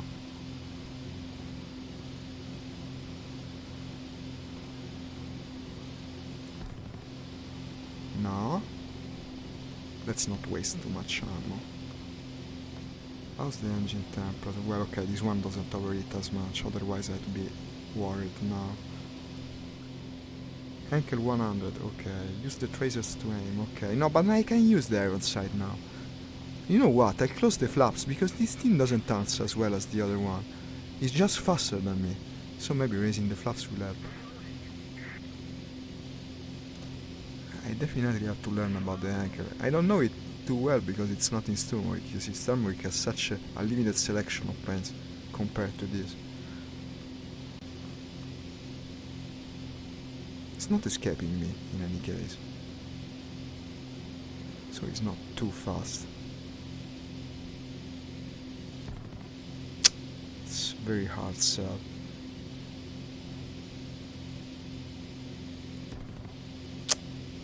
Too far, too far. What a chase. Man, what a chase. He's faster. He's faster than me. Even damage as he is, he goes faster.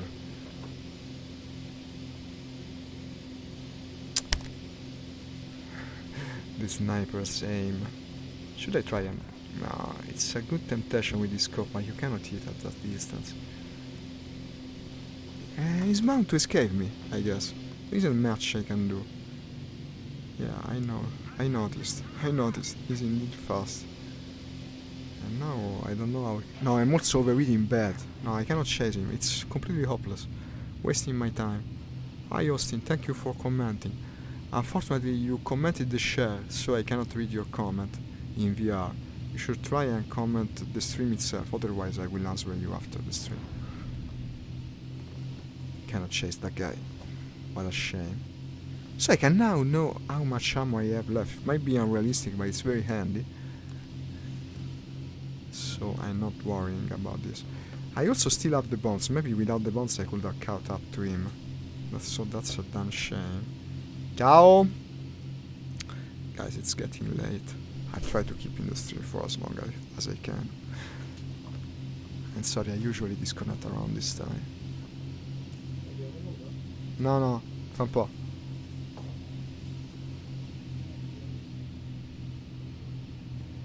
Okay. What do we have guys are our ground troops. I want to drop the bombs now, since I have them, I might as well use them. Friendly, friendly, friendly. Enemy? That's an enemy. What is it? What is it though? Vehicle. Tank. Possibly a tank. Drop the bomb. Bomb a bomb. I couldn't see the explosion. Let's see if I hit him. I don't know if I already had a ground kill. I think so. Then maybe I missed. Too bad. Well, I'll be lighter for the next fight. And more aerodynamic. That's even more important. This is probably my last sortie of the day, by the way.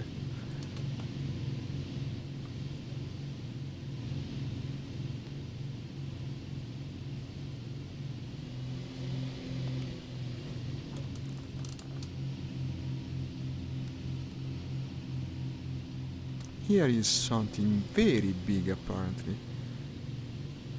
Yeah, indeed. It's got not just guns. It's also got cannons, bombs, rockets. It's very cool. It's completely free. You should download it if you haven't tried it. And now I'm advertising the game, but of course it's warranted because I've been playing it for years. Completely free. You don't have to spend almost anything. You don't have to spend anything really. If you just want the most cool planes, you have to play longer. But these planes I'm playing, I unlocked them in like a week. It doesn't take that long to have fun stuff to do in this game. And that's the reason it's been popular for so long.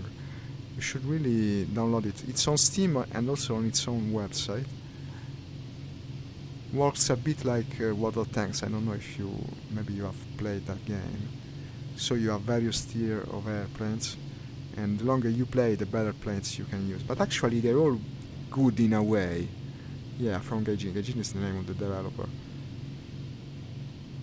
Now, this we are playing is actually the simulation mode of the game, so it's more takes more time. It's a bit more strategic and complex. But if you want to just have fun, it's also got an arcade mode that you just can play with mouse and keyboard.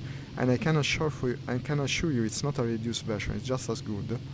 These days I've been playing it a lot, in fact, and it's the way I managed to unlock the American Era 2 planes in just a week. It's easier and faster. But in VR, you're probably wanting to play in VR simulation. What am I thinking? It's VR. Yeah, of course it is. Well, it could have been a game played in VR through Vorpex, mind you. I do also that often, so it's not necessarily a VR game if you're playing in VR. Mission objective: destroy the enemy attackers. Failed. That's too bad, you know. We was bombing the targets instead of doing our duty. Well, we was missing the targets with our bombs, really. I see a formation coming over there. Destroy the bombers in D3. So these are enemies. Guys, I'm keeping the stream going as long as I'm alive, but then I'll have to run, sorry. It's getting quite late. So let's try to take some risks. I'll go after the bombers, while hoping I can catch up to them. But they're doing their attack run, so I probably will be able to catch up.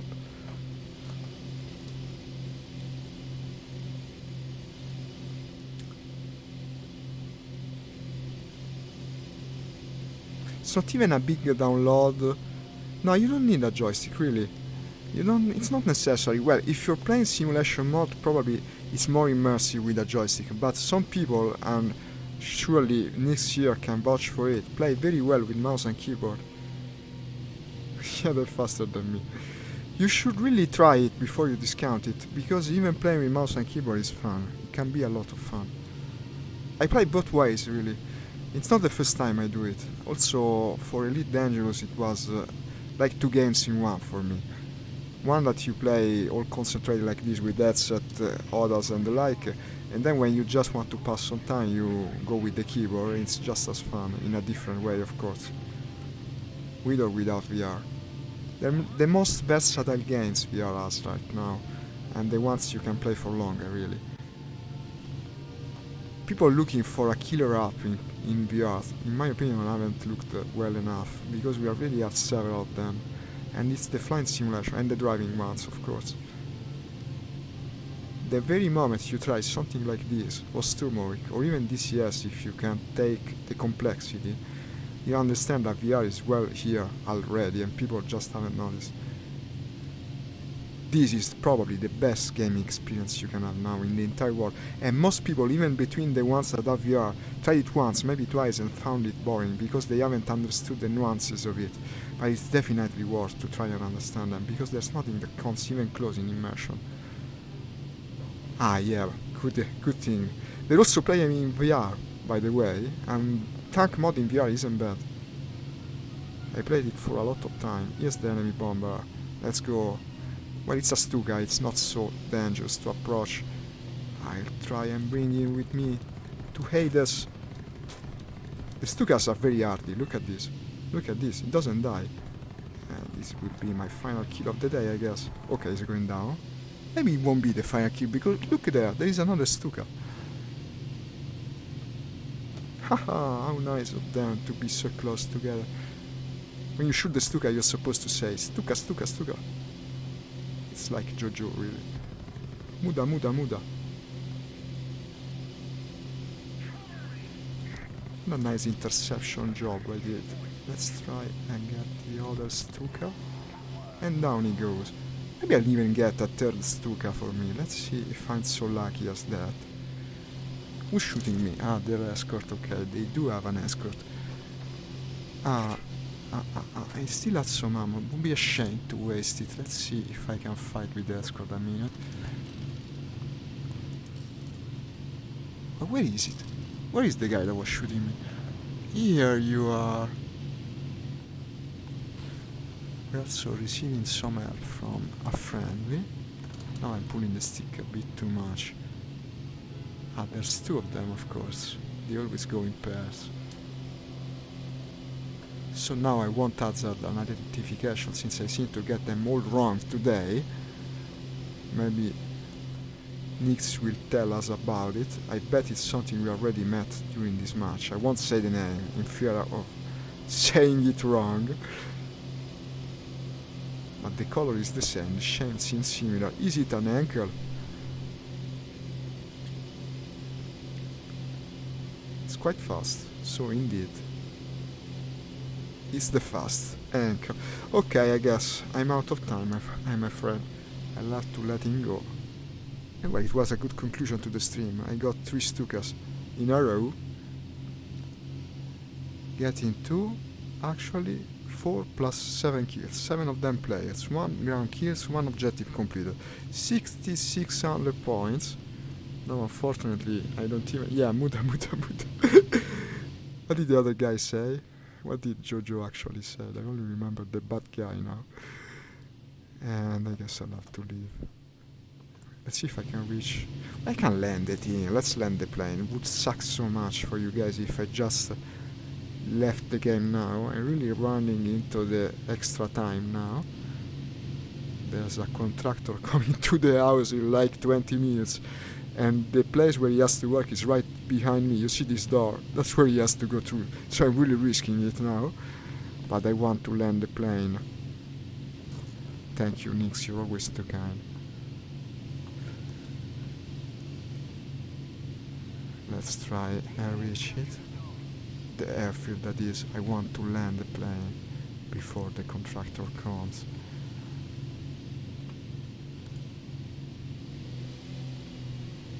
I'll also overwork the engine since I'm leaking fuel. I'm leaking minutes. In any case, I've rediscovered how much better this is online compared to Sturmovik, because Sturmovik is so cool, so realistic, the graphics better and all. But in the end, when you join a server, you have to fly for like upwards of 20-25 minutes, only for encountering a single plane. Then if that player is better than you, like it happened yesterday, all you're going to do is die and have to repeat. And that's really bad for a stream.